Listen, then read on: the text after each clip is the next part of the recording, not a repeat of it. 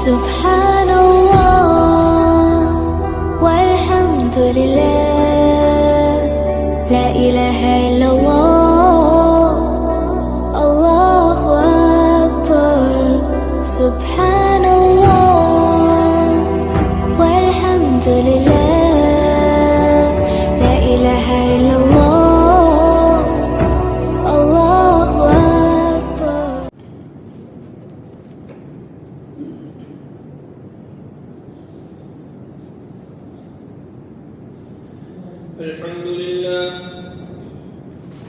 الحمد لله نحمده ونستعينه ونستغفره ونؤمن به ونتوكل عليه ونعوذ بالله من شرور أنفسنا ومن سيئات أعمالنا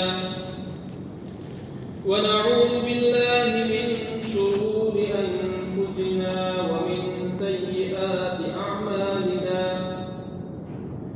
ونعوذ بالله من شرور أنفسنا ومن سيئات أعمالنا من يهده الله فلا مضل له ومن يضلله فلا هادي له ونشهد أن لا إله إلا الله وحده لا شريك له ونشهد أن سيدنا ومولانا محمدا عبده ورسوله أرسله إلى كافة الناس بشيرا ونذيرا وداعيا إلى الله بإذنه وسراجا منيرا صلى الله تعالى عليه وعلى آله وأصحابه وأزواجه وذرياته وبارك وسلم تسليما كثيرا كثيرا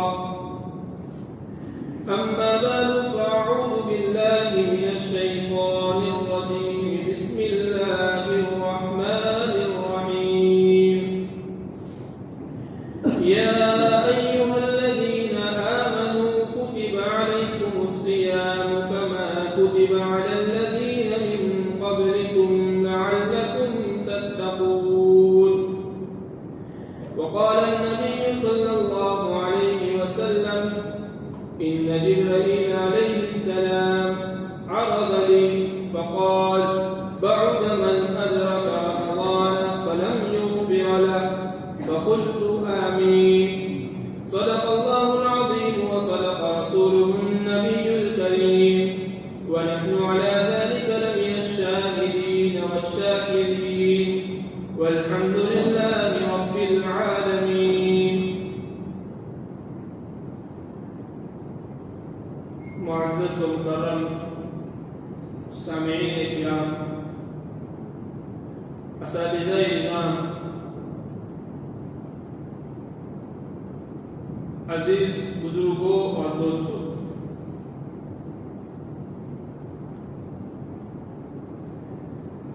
अल्लाह तबारक व तआला ने हमें जिन नेमतों से नवाज रखा है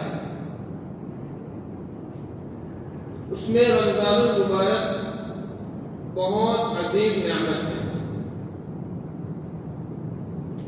जो अनकरीब आने वाला है। जैसा कि रिवायात में मज़कूर है कि अहद नबी सल्लल्लाहु अलैहि वसल्लम में शाबानुल मुअज़्ज़म की आखिरी तारीखें थी और रमज़ानुल मुबारक की आमद थी। नबी अकरम सल्लल्लाहु अलैहि वसल्लम ने सहाबा को एक खुतबा दिया और फरमाया या अय्युहन नास क़द अज़ल्लकुम शहरुन अज़ीमुन शहरुन मुबारक शहरुन फ़ीही लैलतुन ख़ैरुन मिन अल्फ़ शहर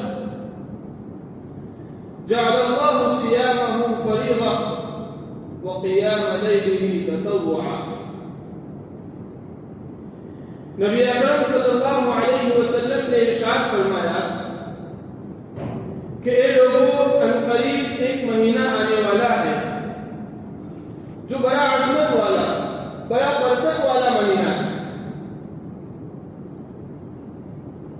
اور اس مہینے میں اللہ رب العزت نے ایک ایسی رات نصیب فرمائی جو 1000 مہینوں سے افضل ہے، اور اللہ رب العزت نے اس مہینے کے دن میں روزے کو فرض کیا اور اس کی رات میں تراویح کو سنت بنایا۔ اس کے بعد نبی اکرم صلی اللہ علیہ وسلم نے رمضان المبارک کے فضائل اور اس کی خصوصیات بیان فرمائی۔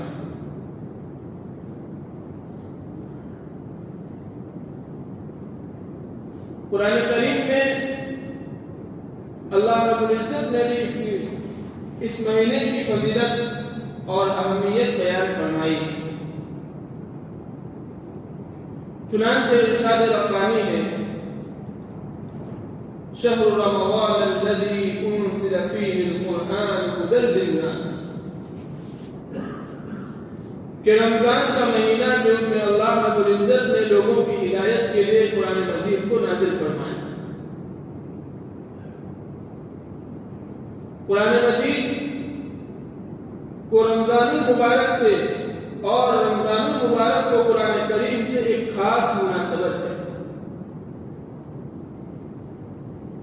اور یہ صرف قرآن کریم کی خصوصیت نہیں ہے، بلکہ جتنی بھی آسمانی کتابیں اور صحیفے ہیں، تمام کی تمام صحیفے اور کتابیں اسی رمضان المبارک میں نازل ہوئی۔ چنانچہ مفسرین نے لکھا ہے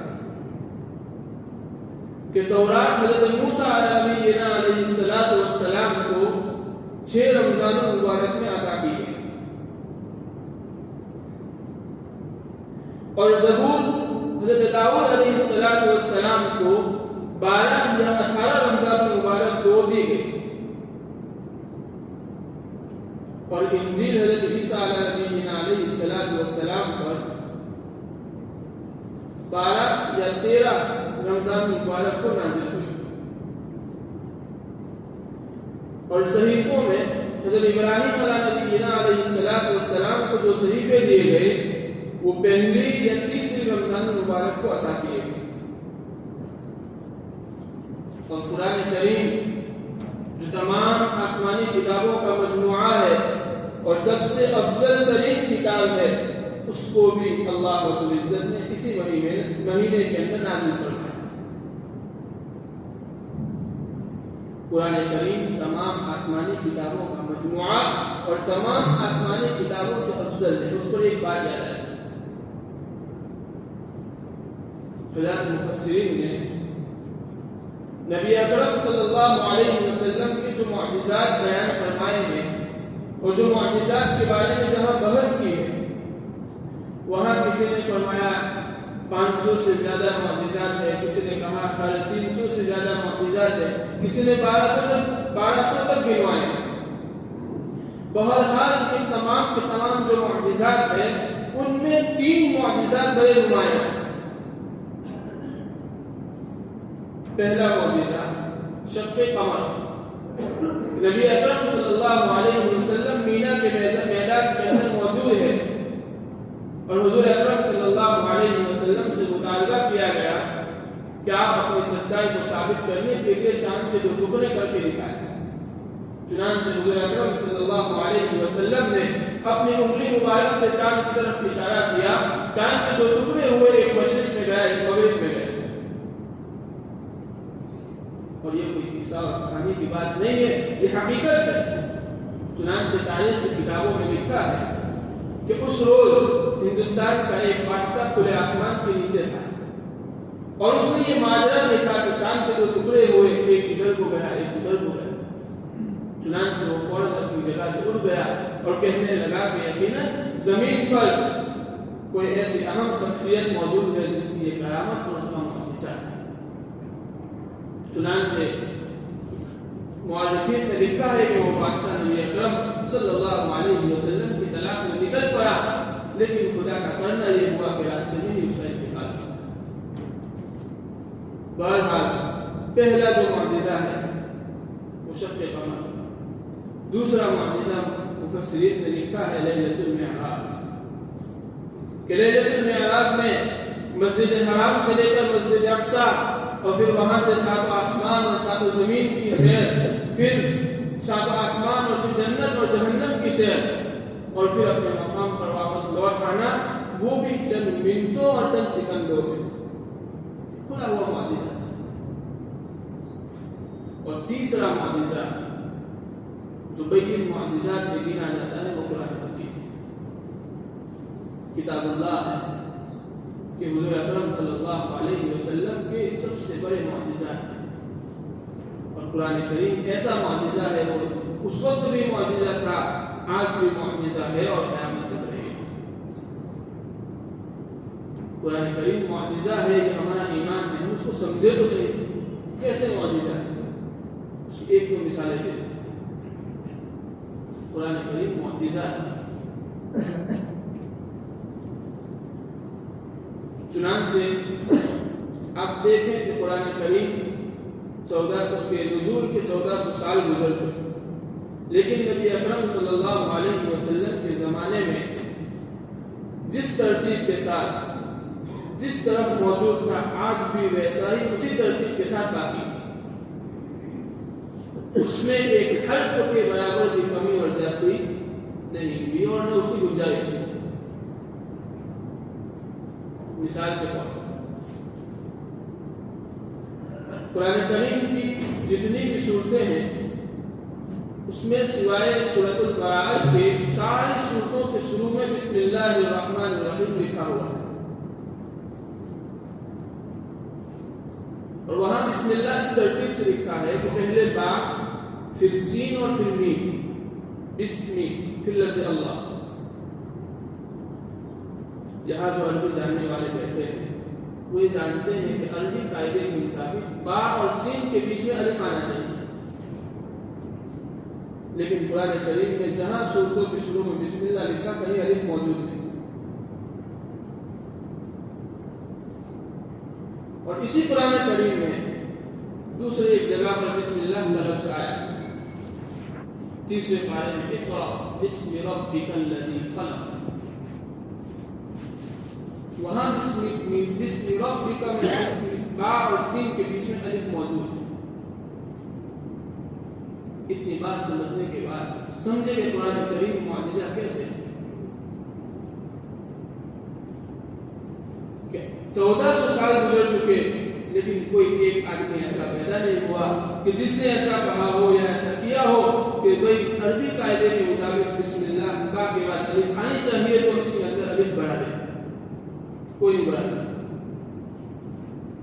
اور اسی طرح کوئی آدمی کی ہمت ایسی نہیں ہوئی یا کوئی ایسا نہیں کر سکا کہ بھائی قرآن کریم کی 113 یا 114 مرتبہ صورتوں کے شروع میں بسم اللہ بلا الف کے ہیں تو اقرأ بسم ربک میں بھی الف نکال دیا جائے، کوئی نہیں کر سکا، نہ کوئی الف نکال سکا نہ کوئی الف بڑھا سکا۔ یہ ہے قرآن کریم کا معجزہ کہ جو کا تو آج بھی وہ موجود ہے۔ یہ تو ایک حرف کی بات ہوئی، میں تو یہ کہہ رہا ہوں ایک نقطے کی بھی گنجائش نہیں نکل سکتی، حرف تو درمیان نقطے کی بھی گنجائش۔ اس پر بھی ایک مثال ہے، حضرت ابراہیم علیہ نبینا علیہ السلام کا قرآن کریم میں مختلف جگہوں پر ذکر آیا ہے، لیکن سورۃ البقرہ میں جہاں کہیں حضرت ابراہیم علیہ نبینا علیہ السلام کا ذکر آیا، وہاں ابراہیم اس طرح لکھا ہے کہ الف، پھر با، پھر را، پھر الف، ابرا، پھر چھوٹی ہا، پھر اس کے بعد یا کے بجائے کھڑی زیر لگائی اور پھر میم لکھ دیا ہے۔ وہاں یا کے نقطے موجود نہیں، سورۃ البقرہ میں لفظ ابراہیم میں یا کے نقطے موجود، اور اس کے علاوہ جتنی جگہوں پر سورۃ ابراہیم حضرت ابراہیم علیہ نبی علیہ السلام کا نام آیا، ہر جگہ یا کے نقطے موجود ہیں۔ یہ اعجاز قرآنی ہے کہ آج تک تو ان نقطوں کو نہ مٹا سکا اور جہاں نہیں ہے وہاں کوئی لا سکا۔ یہ اعجاز قرآنی، یہ قرآن کا معجزہ ہے۔ بہرحال بات لمبی ہوتی چلی جا رہی ہے. فرمایا میں یہ کہہ رہا تھا کہ جیسے قرآن دیگر کتابیں رمضان المبارک میں نازل ہوئی, قرآن کریم بھی رمضان میں نازل ہوا. چنانچہ قرآن کریم کے دو نزول, قرآن کریم 2 مرتبہ نازل ہوا. پہلا نزول لوح محفوظ سے آسمان دنیا تک, وہ اسی رمضان المبارک کے مہینے میں لیلۃ القدر میں اللہ رب العزت نے ایک ساتھ نازل فرمایا. اور قرآن کریم میں 2 آیتیں ہیں جہاں اس کا ذکر ہے. شہر رمضان الذی انزل فیہ القرآن, کہ اللہ نے رمضان المبارک میں قرآن کریم نازل فرمایا, پہلی آیت. اور دوسری جگہ اللہ رب العزت فرما رہے ہیں انا انزلناہ فی لیلۃ القدر, کہ ہم نے قرآن کریم کو لیلۃ القدر میں نازل فرمایا. ان دونوں آیتوں میں جس نزول کا ذکر ہے وہ یہی پہلا نزول. اور دوسری مرتبہ جو قرآن کریم نازل ہوا وہ آسمان دنیا سے نبی اکرم صلی اللہ علیہ وسلم کے جسم اطہر قلب مبارک پر نازل ہوا. وہ 23 سال کے عرصے کے اندر مختلف مقامات میں, مختلف جگہوں پر, مختلف ایام میں نازل ہوا. بہرحال قرآن کریم کو اس مہینے کے ساتھ خاص لگاؤ, مناسبت ہے. چنانچہ قرآن کریم کی تلاوت کو ہمارے اسلاف کا ایک معمول رہا ہے کہ رمضان المبارک میں زیادہ اہتمام کے ساتھ کرتے ہیں. اور کیوں نہ ہوتا کہ حضرت جبرائیل علیہ السلام ماہ مبارک کے اندر نبی اکرم صلی اللہ علیہ وسلم کے پاس تشریف لاتے ہیں اور جتنا قرآن کریم نازل ہوا ہوتا ہے اس کا دور سنا, اور خود نبی اکرم صلی اللہ علیہ وسلم وہ قرآن کا دور جبرائیل امین کو سنا. یہ آج جو قرآن کریم کے دور کی ترتیب ہم رمضان کو بناتے ہیں اسی سے ثابت. اور اکابرین نے اس پر اہتمام اس طور پر کیا ہے کہ بہت سے اکابرین کے یہاں جو ان کے یومیہ معمولات ہوتے تھے اس کو بھی کم کر لیتے تھے اور زیادہ سے زیادہ وقت قرآن کریم کی تلاوت میں مشغول رہتے. چنانچہ حضرت شیخ نور اللہ مرکزہ کے معمولات میں لکھا ہے, آپ دیکھیں خود اپنا معمول لکھتے ہیں کہ رمضان المبارک میں ہر روز ایک قرآن کریم ختم کرنے کا ان کا معمول. اور حضرت ابو حنیفہ رحمۃ اللہ علیہ ہمارے امام ہیں, ان کا معمول یہ ذکر کیا گیا ہے کہ وہ رمضان المبارک میں 61 قرآن کریم ختم کرتے ہیں. 30 دن کے 30 رات کے اور ایک تراویح 61 قرآن کریم ختم کرتے ہیں. قرآن کریم صرف قرآن کتاب نہیں ہے, یہ کلام اللہ ہے. اس سے اللہ کی قربت ملتی ہے, اللہ کا تقرب حاصل ہوتا ہے, دلوں کی صفائی ہوتی ہے, ایمان کا نور بڑھتا ہے. چنانچہ حضرت امام احمد بن حنبل رحمۃ اللہ علیہ امام ہے وقت کے بڑے اللہ والے اور بزرگ, اللہ رب العزت کی 100 مرتبہ خواب میں زیارت کی. جب 100ویں مرتبہ زیارت ہوئی تو پوچھا کہ باری تعالیٰ آپ کے قربت کا ذریعہ کیا ہے, وہ کون سا عمل ہے, وہ کون سی چیز ہے جس سے ہم آپ کے قریب ہو سکے, آپ کا تقرب حاصل کر سکے. جواب دیا گیا کہ قرآن کریم کی تلاوت. امام رحمۃ اللہ علیہ نے پوچھا کہ سمجھ کر یا بلا سمجھے, فرمایا کہ سمجھ کر پڑھو یا بلا سمجھے, بہرحال اللہ کے تقرب کا ذریعہ ہے. یہ ہے قرآن کریم کی عظمت اور رمضان المبارک کے ساتھ اس کا خاص لگاؤ. نبی اکرم صلی اللہ علیہ وسلم نے صحابہ کے سامنے فرمایا تھا قد اضلکم شہر مبارک شہر عظیم جعل اللہ صیامہ فریضہ, اللہ نے اس کے روزوں کو تم پر فرض فرمایا. وقیام لیلہ تطوعا, اور اس کے تراویح کو اس کی رات میں تمہارے لیے سنت بنایا. بہرحال یہ رمضان المبارک قریب آنے والا ہے, ہمیں اس کی تیاری کرنا ہے. اور ہم دیکھتے ہیں کہ ہمارے یہاں شادی بیاہ ہو, کوئی پروگرام ہو, تب بھی وہ مہینوں پہ تیاریاں شروع ہو جاتی ہیں کہ رمضان کا بڑا برکت والا مہینہ ہے, اس کی بھی ہم تیاری کریں. اس کی تیاری کرنے علماء نے 4-5 چیزیں بتلائی کہ اس کے ذریعے ہم اس کی تیاری کر سکیں. پہلی چیز کہ ہم دعا کریں. اور حدیث سے ثابت ہے نبی اکرم صلی اللہ علیہ وسلم سے 2 طرح کی دعائیں ثابت. پہلی دعا کہ نبی اکرم صلی اللہ علیہ وسلم جب رجب کا چاند دیکھتے تو فوراً اس دعا کو پڑھتے اللہم بارک لنا فی رجب و شعبان وبلغنا الی رمضان یا وبلغنا رمضان کہ اللہ رجب اور شعبان میں برکت عطا فرما اور رمضان تک ہمیں پہنچا. یہ دعا ہم نے ہر ایک نے مانگی ہوگی اور ہمیشہ روزانہ مانگنی چاہیے رمضان المبارک. کیوں؟ اس لیے کہ موت کا کوئی بھروسہ کب آ جائے. ایسا بھی ہوا ہے کل سے رمضان شروع ہے, آج اللہ کو پیارا تو ہمیں اللہ سے مانگنا چاہیے کہ اللہ ہمیں رمضان تک پہنچا. اور دوسری جو دعا نبی اکرم صلی اللہ علیہ وسلم سے ثابت ہے کہ جب شعبان المعظم کے آخری ایام ہوتے, رمضان کی آمد ہوتی تو حضور فرماتے اللہم سلمنی لی رمضان وسلم رمضان لی وسلمہ لی متقبلا. اے اللہ ہمیں رمضان المبارک کے لیے سلامت والا بنا دے اور رمضان کو ہمارے لیے سلامت والا بنا دے اور اس کو ہمارے حق میں قبول فرما. یہ دعا ہمیں مانگنی چاہیے. عربی نہ مانگ سکتے تو اس میں مانگے, وہاں نہ ہو تو اردو اور گجراتی کسی میں مانگ سکتے. تو پہلا کام تیاری کریے کہ ہم دعا کریں. اور دوسرا کام یہ ہے کہ سحری اور افطاری میں جو چیزیں ہمیں ضروری ہے یا رمضان بھر کے مہینے کے اندر جو ہماری ضرورت کی اشیاء ہے اگر ہم پہلے سے خرید سکتے ہیں تو اس کو خرید کر فارغ ہو جائے. ضروری چیزوں کی خریداری اس کو خرید کر فارغ ہو جائے. کیوں؟ تاکہ رمضان المبارک کا کم سے کم وقت ہمارا بازار میں گزرے اور زیادہ سے زیادہ وقت قرآن کریم کی تلاوت میں, نوافل میں, ذکر و اذکار میں, دعاؤں میں گزرے. تو دوسرا کام ضروری اشیاء کی خریداری. تیسرا کام کہ جس کے ذریعے ہمیں رمضان المبارک کی تیاری کرنا ہے وہ یہ کہ بہت سے لوگ ہم میں ایک دوسرے سے ملتے رہتے ہیں. بہت سی ملاقاتیں ضروری بھی ہوتی ہیں اور بہت سی ملاقاتیں ایسی ہوتی ہیں کہ اگر ایک مرتبہ کر لی تو مہینے کے لیے کافی ہو جائے گی.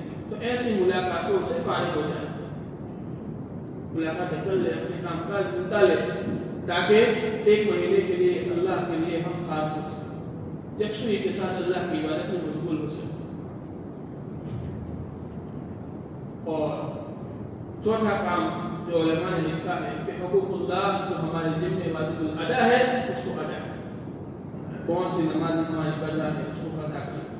بہت سے روزے گزشتہ رمضان میں چھپ گئے ہیں اس کی قضا کریں. اگر گزشتہ سال زکات نہیں دی یا کم دی ہے ابھی دینا باقی ہے تو اس کو ادا کر دیں تاکہ نئے سال سے نیا نصاب شروع ہو سکے.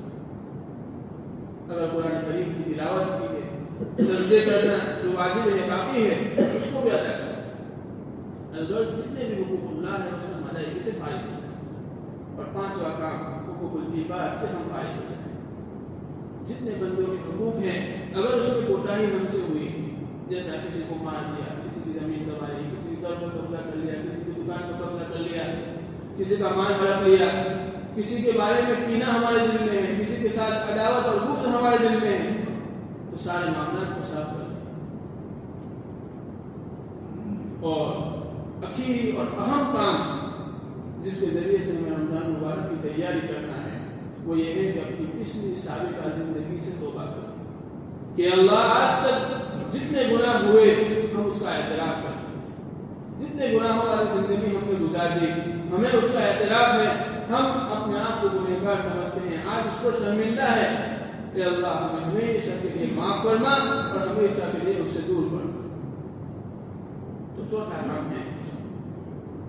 چھٹا کام یہ ہے جو آخری اور اہم ہے کہ ہم توبہ کریں.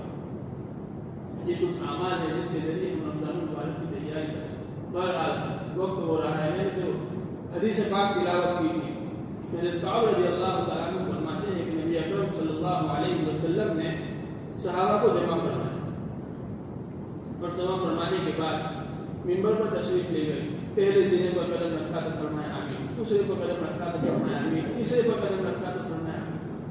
خطبہ دیا, خطبے سے فارغ ہو کر نیچے تشریف لائے. صحابہ نے پوچھا حضور ایسا عمل دیکھا آج جو آپ سے پہلے کبھی نہیں دیکھا؟ ہاں, جب میں منبر پر چل رہا تھا پہلے سینے پر قدم رکھا, جبرائیل علیہ السلام آئے اور مجھ سے کہا کہ ہلاک بعد من ادرک رمضان فلم یغفر، بربادی ہو، ہلاکتی ہو ایسے آدمی کے لیے کہ جس نے رمضان جیسا مبارک مہینہ پایا اور اپنی مغفرت نہ کرا سکا۔ فقلت آمین، اللہ کے رسول فرماتے میں نے کہا آمین۔ اور ایک دوسری روایت میں ہے کہ حضرت جبرائیل علیہ السلام کہہ رہے ہیں کہ کہو آمین، حضور نے فرمایا آمین۔ اس سے اس کی سمجھ میں آتا ہے کہ بڑی سخت وعید ہے۔ اللہ رب العزت ہمیں سلامتی کے ساتھ رمضان المبارک کا مہینہ نصیب فرمائے، اس کی قدر دانی کی توفیق عطا فرمائے اور اپنے رضامندی والی زندگی ہم سب کو عطا فرمائے۔ وآخر دعوانا